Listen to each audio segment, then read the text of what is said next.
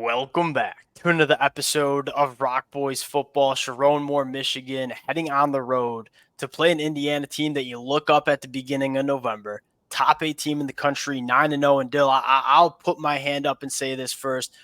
I had my question marks about Indiana in the month of September. Look, they looked awesome on the football field. They looked awesome on paper, but you just kind of didn't know just how good Indiana was.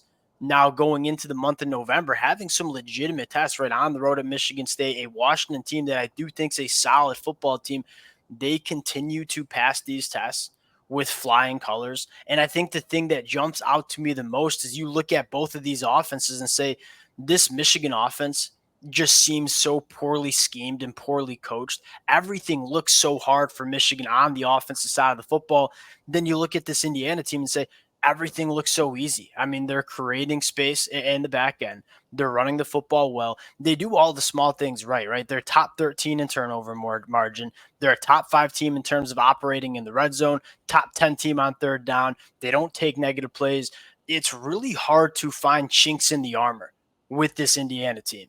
Fired up to get into this one now. Before we do, and as always, I think most importantly, let it fly in the comment section. Dill, what's so exciting about this game is I do think this is probably the best defense that Indiana will see or has seen all year. And so can Indiana continue to operate on offense so effectively against this Michigan defense? Let it fly in the comment section. Appreciate you guys. If y'all do enjoy the content, consider subscribing to the channel. And Dill, without further ado, I want to start with this Michigan offense going up against this Indiana defense. Now, I just spent a little bit of time talking about this Indiana offense, and we're going to dive a little bit more into that Indiana offense a little bit later. This Indiana defense has been nails too. You go back to that Michigan State game, go down 10-0 early. Dill, Michigan finishes up with negative 36 rushing yards in that football game. Indiana manufactured 7 sacks, 15 tackles for loss. It starts with the front seven. You have a set of linebackers that fit the run just about as good as any. And then you have a defensive line that can really get after the passer, kind of led by Mikel Kamara, but guys on the inside like Carpenter and CJ West. When you can stop the run and then get after the passer, it is such a hard defense to kind of work around. And you look at Michigan, they're going to want to run the football, but I think the question mark is, can they run the football against this Indiana front seven that has been so good stopping the run to start 2024? Yeah, and I think the challenge for Michigan's offensive line is going to be the activity that Indiana plays with, because you've seen some issues with communication and picking guys up when teams play active. Like you look at that Minnesota game, that was a really, really active defensive line.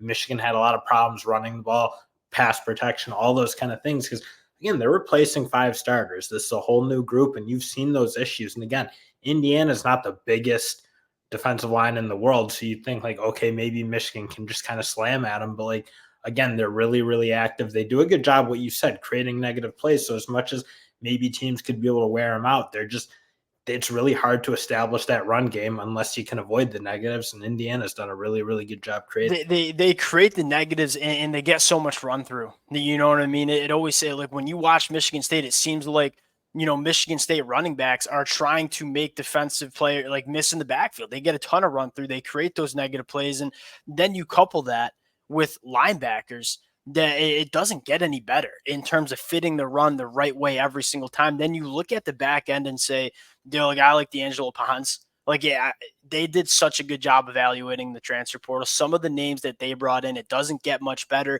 And you look at the struggles that Michigan's going to go through and say, look, Michigan with Davis Warren at quarterback has kind of struggled to run the football. You look back at the last 2 games against Oregon and against Michigan State, the really only success that Michigan had running the football was when Alex Orji came in as kind of that wildcat quarterback.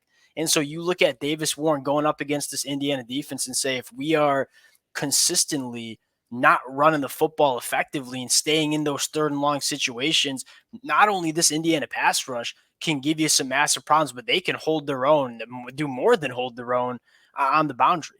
And I think my biggest issue with Michigan is it just seems like there's not a lot of space that gets created for this offense to operate. You can go back to the Oregon game. Michigan had 1 pass attempt that traveled 20 plus yards down the field.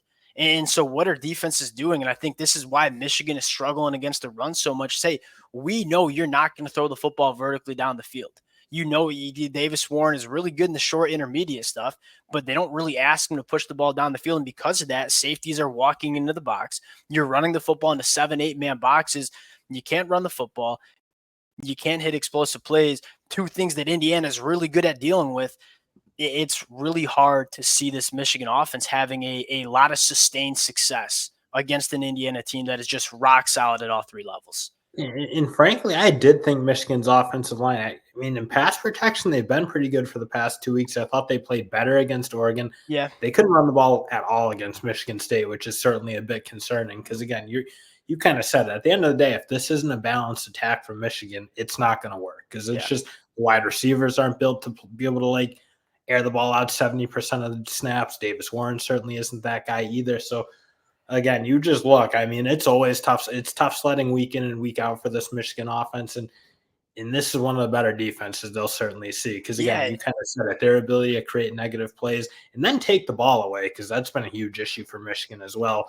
Like, all those things kind of come together, and when you're trying to look at what Michigan's hope is, it's got to be some way to run the ball more steadily because, again, I think if you can stay on schedule against Indiana, you look at what their personnel is up front in that defensive line, you think you probably have a chance. But again, they've just done a really good job of keeping teams off schedule. So it's, well, I think that we haven't seen, because you look at the starting defense, I think it's nails. Like, I'd probably push back in terms of the personnel. The personnel, I mean, it doesn't get any better than CJ Westop in the run. They're just not like huge, like physical space eaters. And but that doesn't matter when you're so active up front. And I think what you're maybe trying to say is, can you get to the depth of this Indiana defensive line a little bit?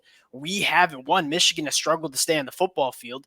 But I think more importantly, like Indiana's offense, they stay on the football field and they kind of allow this defense to stay fresh and really just play their ones throughout a football game. And I think one other thing, Dill, Michigan 633 yards after the catch all year is probably the lowest number next to the service academies. That's a disaster. And I think that kind of falls on Kirk Campbell. You got to figure out some schematics that can get your playmakers the football in space, because that is certainly not a sustainable number for this Michigan offense. Now, Dill, you flip the sides, and this Indiana offense is top 3 in the country in points per game, averaging 42.8 points per game. They scored 40 points, I think, 7 games of this season, which is an absolutely incredible number.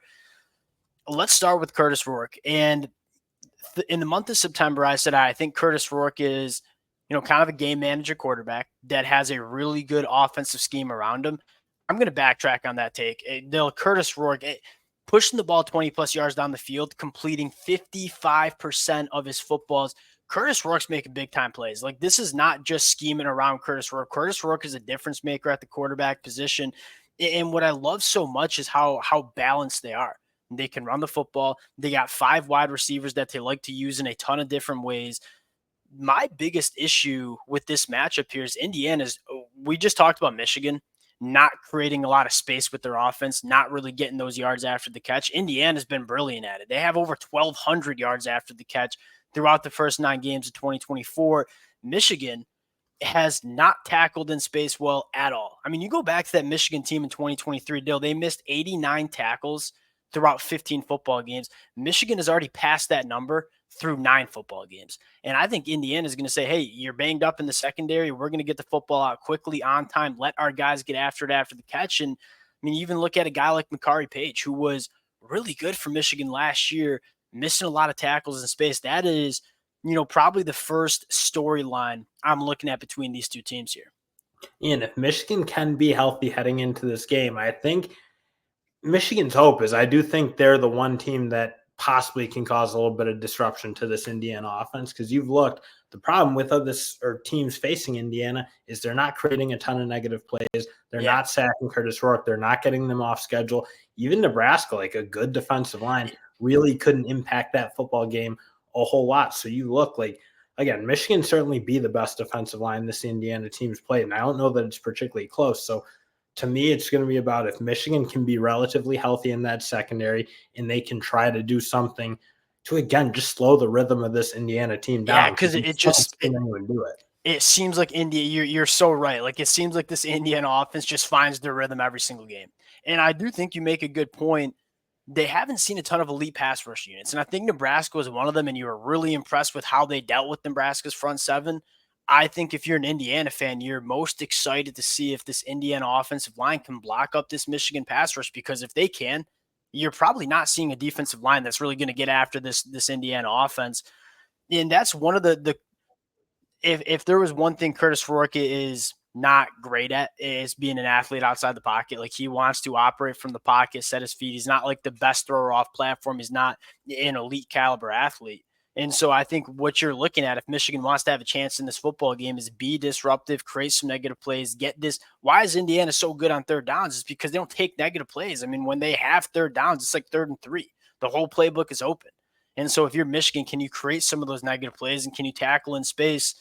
And that's why the health of the secondary is so big, because, again, it doesn't matter how good your pass rush is if you can get the ball out really, really quick. And Indiana certainly, for the most part, been able to do that. So you're going to need your corners to individually play really good football. They need to make plays on the ball, because those back shoulder routes, I mean, you ask Nebraska about that. Like, they're in good position. They're just better. Like, the throws are beating the defense. So, again, you need really high-level cornerback play to deal with this Indiana team, or at least for Michigan to have a chance. Frankly, if they do, I think there is a chance that Michigan can get something going on the defense side of the ball because of what you said. Like, I don't think they've seen a defensive line like Michigan. But, again, if that secondary is not healthy and can't tackle, and tackling's been a huge issue, then it's going to be a problem. Yeah, and the health of the secondary is like that. I didn't, as a Michigan fan, like, you didn't realize how banged up Michigan was in the back end until you saw Zeke Berry playing boundary cornerback. Like, Zeke Berry's never played boundary cornerback ever for Michigan. We don't think he's a very good. And now, he was actually not bad. I didn't think he was like horrible playing the boundary, but it just kind of speaks to, like, hey, we got Makari Page playing the nickel spot, Zeke Berry playing the boundary cornerback. Like, that is telling you how banged up Michigan is in the back end. Last thing I'll talk about, Curtis Rourke, elite against the blitz. I mean, 74% completion percentage, 7 touchdowns, 1 interception. You can see just the pure experience Curtis Rourke has. Like, he's seen a lot of pressures in his life. He knows how to replace the pressure and get the ball out quick. One of my frustrations with this Michigan defense is like, as much as you want to say Wink Martindale is going to get really creative as a defensive coordinator, we're blitzing and playing zone coverage behind it pretty much consistently. And Curtis Rourke is really good at picking through zone coverage, throwing to throwing windows, and he's really good at dealing with the blitz. And I wonder if Wink Martindale is going to try to mix something up. Again, me and you differ on our opinion of Wink Martindale. We don't need to get into it that much right now. We'll do like a separate episode on that. It is, to me, getting to the point where it's like, we're pretty predictable on the defensive side of the football. We're going to give you some different looks, but we're going to do the same exact thing every single time. We're going to bring some pressure, and we're going to play zone coverage behind it. You're going up against a veteran quarterback that knows how to deal with blitzes and knows how to pick apart zone coverages. That's probably the avenue where Curtis Rourke's, quite frankly, at his best. So that matchup's kind of a tricky one for Michigan. I'm kind of interested to see if Wink Martindale, who to me has been just stubborn at points during the season, can change it up a little bit on defense.